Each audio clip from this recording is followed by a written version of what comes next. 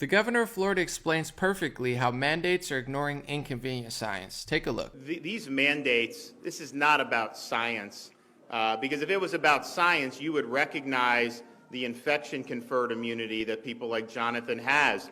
Israel did a study. They said it was much, much more protective than the Pfizer vaccine was. Cleveland Clinic did a study, same thing. Every single credible study always shows that it provides good protection. And so that's just the reality. So I don't support mandates at all. But if you're doing mandate based off this, if you're really following science, you would acknowledge this natural immunity, and instead they ignore it and force somebody who already has protection to take a medical treatment they may not like. And so it's really about using government power control to mandate much more than it is about the underlying medical issues that are involved. And I think that is the perfect example of why. If you do not acknowledge that, you are not following science. And let's check the studies he was talking about. Here's the Cleveland Clinic study he was talking about. WKBN, a CBS offshoot. COVID-19 survivors show lasting immunity against virus, Cleveland Clinic study says. The study finds that anyone who previously tested positive for a SARS-CoV-2 infection did not get additional benefits from the vaccine, which suggests the vaccine should be prioritized to people who haven't got the infection. During the study that was conducted on 52,000 plus employees in the Cleveland Clinic, the clinic says not a single incidence of SARS-CoV-2 infection was observed in previously infected participants with or without vaccination. The clinic still recommends that anyone who can get the vaccine should. And he also referenced the Israel study. The infection-conferred immunity that people like Jonathan has.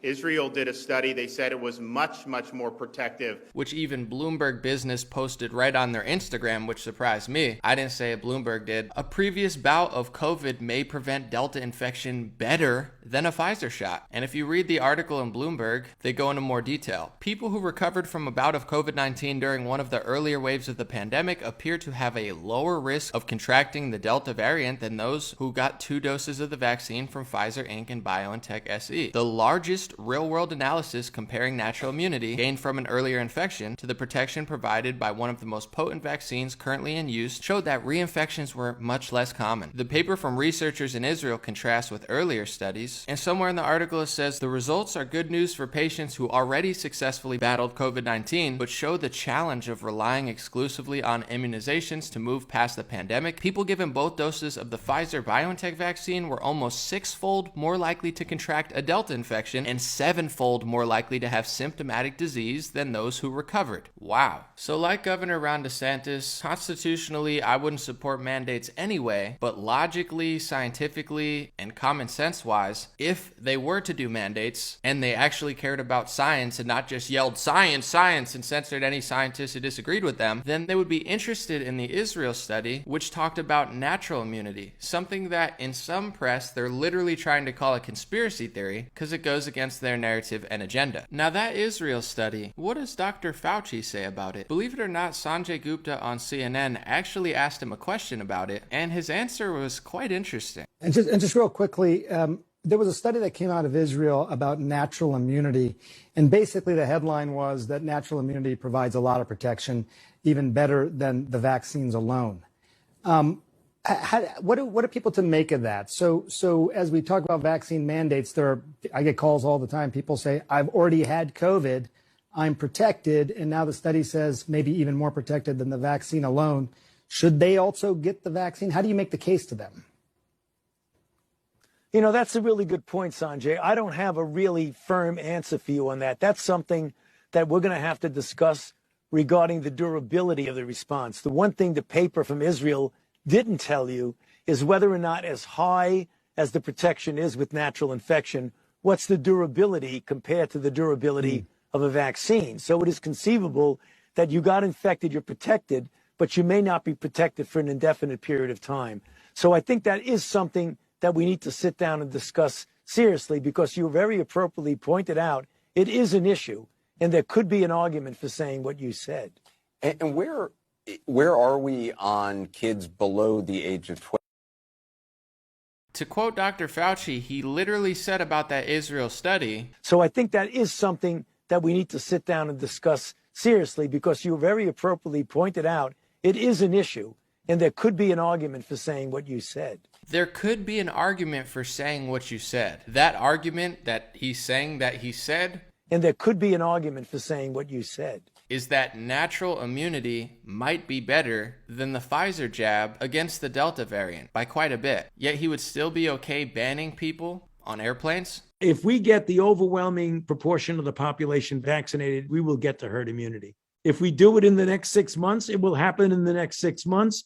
If we do it in the next 2 months, it'll happen in the next 2 months. I would support that. If you want to get on a plane and travel with other people, that you should be vaccinated. Now, Fauci assures you that if we get a majority of the population vaccinated, that will reach herd immunity. Meanwhile, in Israel, Business Insider reported in June that 80% of adults there were vaccinated as cases dropped to 15 per day. Now they're at over 10,000 cases a day, despite the fact that over 2 million Israelis have been triple vaccinated, which has caused mainstream media and some scientists to think that herd immunity is mythical against the Delta variant. And the World Health Organization doesn't even agree with booster shots, but don't you dare question Fauci when he tells you that herd immunity is coming. He is your master. There was a study that came out of Israel about natural immunity, and basically the headline was that natural immunity provides a lot of protection, even better than the vaccines alone. I think that is something that we need to sit down and discuss seriously, because you very appropriately pointed out it is an issue. And there could be an argument for saying what you said. To counter this, Ron DeSantis decided to fine businesses who try to ban people who peacefully refuse the pharmacy products being jammed down our throats. Session, SB 2006, that did a lot of different things. It prevented private businesses from requiring proof of vaccination to just do normal things like go to a movie or go to a restaurant, vaccine passports, but that also applied to government agencies. And so if a government agency in the state of Florida forces a vaccine as a condition to employment, that violates Florida law, and you will face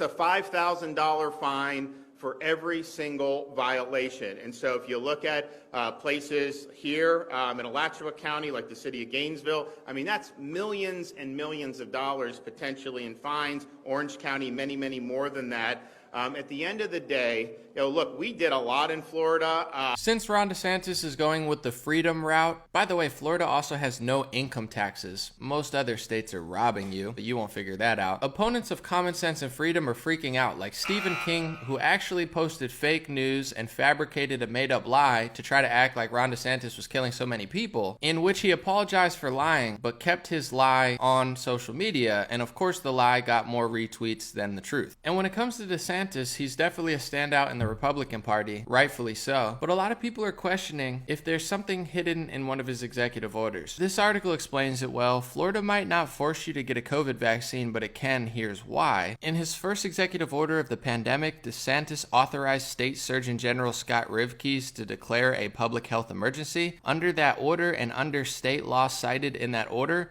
Rivkees can order anyone who is deemed to be a public health risk to be vaccinated. To get more specific, that authorizing law gives the state health officer the power to take whatever action she or he deems necessary, including ordering an individual to be examined, tested, vaccinated, treated, or quarantined for communicable diseases that present a severe danger to public health, in which the state health officer may use any means necessary to vaccinate or treat the individual. That includes calling on law enforcement to help him carry out those duties.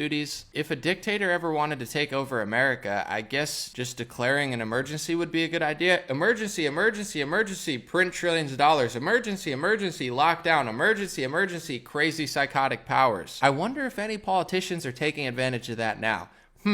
Is that a conspiracy theory, or is that a reality, common sense, obvious thing in which the public should pay very close attention, whether it be Trump or Biden or DeSantis or Gavin Newsom or Cuomo or whoever replaced Cuomo? So even though DeSantis is doing a very great job, people should ask him about that and maybe suggest to Republicans and Democrats that declaring an emergency all the time might not be the best strategy, but who knows? But remember, it's about equal rights for women. Well, except for the women who are forced to wear masks behind me, of of course, but I have a nice smile, don't I? They've become elitists. It's about science, so we're gonna show you what equal rights for women looks like, but behind us are women who aren't equal and aren't allowed to breathe the air in the same way I am and show their mouth and smile the same way I am. It's the new caste system. They're just not going to tell you. They're going to parade around as if they're helping you when those same people are the ones oppressing you. That picture looks so fake, I had to look up other ones. Like, could this possibly be real?